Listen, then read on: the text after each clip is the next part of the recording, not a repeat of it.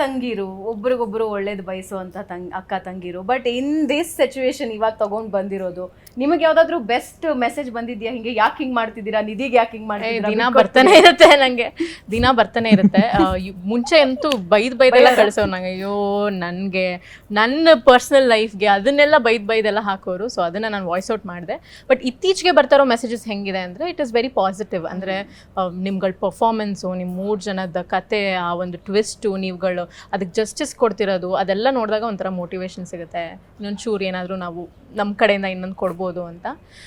But yeah, I am getting a lot of love ಇವಾಗ. ಎಲ್ರಿಗೂ ಸಿಗ್ತಾ ಇರುತ್ತೆ ಇವಾಗ. ಅಂದರೆ ಅಷ್ಟು ಜನ ಮುಂದೆ ಬಂದು ಹೇಳ್ತಾ ಇದ್ದಾರೆ ಇಷ್ಟು ಚೆನ್ನಾಗಿದೆ, ನಾವು ಕನ್ನಡ ಸೀರಿಯಲ್ ಮಿಸ್ ಮಾಡ್ಕೋತಾನೆ ಇಲ್ಲ, 2 ಸತಿ ನೋಡ್ತೀವಿ, ರಿಪೀಟ್ ಎಲ್ಲ ನೋಡ್ತೀವಿ ಅಂತೆಲ್ಲ ಹೇಳ್ತಾ ಇದ್ದಾರೆ. So yeah, there's lot of love. Initial days ಅಲ್ಲಿ ನೀವು ಅದ್ರ ಬಗ್ಗೆ ನಿಮ್ಗೆ ಬೇಜಾರು ಆಗಿತ್ತು? ಇನಿಷಿಯಲ್ ಡೇಸ್ ಅಂದ್ರೆ ನಾನು ಯೂಶಲಿ ಹೆಂಗೆ ಅಂದ್ರೆ ಪಾತ್ರ ಬಂದೆ, ಆಕ್ಟಿಂಗ್ ಮಾಡಿದೆ, ಮನೆಗೆ ಹೋದೆ, I don't carry it outside. But ಈ ಒಂದು ಪಾತ್ರದ ಬಗ್ಗೆ ಅಷ್ಟೊಂದು ಅಂದ್ರೆ ಈ ಪಾತ್ರ ನಾನು ಒಪ್ಕೋಬೇಕಾದ್ರೆ ಅದಕ್ಕೊಂದು ಜಸ್ಟಿಫಿಕೇಶನ್ ಕೊಟ್ಟರು ಕತೆ ಮಾಡೋ ಟೀಮ್.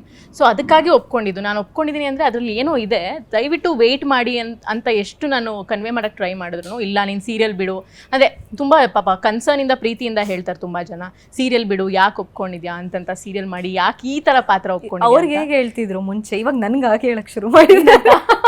ಅದೇ ಅವರಿಬ್ರು ಮದುವೆ ಆಗಾಯ್ತು, ನೀನ್ ಯಾಕೆ ಸೀರಿಯಲ್ ಅಲ್ಲಿ ಇದ್ಯಾ, ಫಸ್ಟ್ ಸೀರಿಯಲ್ ಬಿಡು, ನಿನಗೆ ಬೇರೆ ಸೀರಿಯಲ್ ಸಿಗುತ್ತೆ, ನಾವು ಸಿಗೋವಾಗ ಮಾಡ್ತೀವಿ ಅಂತ. ನಂದು ಅಯ್ಯೋ ಯಾರು ಬೇರೆ ಕಾರಣ ಸಿಗ್ತಾರೆ, ಪ್ರೀತಿಯಿಂದ ಪಾಪ ಹೇಳ್ತಾರೆ ಅಷ್ಟೇ. ಅಂದ್ರೆ ಅದು ನಮಗ್ ತುಂಬಾ ಪ್ರೆಷರ್ ಆಗುತ್ತೆ.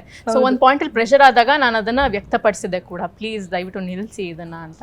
ಸೊ ಅಷ್ಟೇ, ಆ ಎಮೋಷನ್ ಇಂದ ಆಚೆ ಬಂದು ದೆನ್ ಅವ್ರು ನಿಮ್ಮನ್ನ ಅರ್ಥ ಮಾಡ್ಕೊಂಡ್ರು ಅಂತ ಅನ್ಸುತ್ತೆ. ಎಸ್.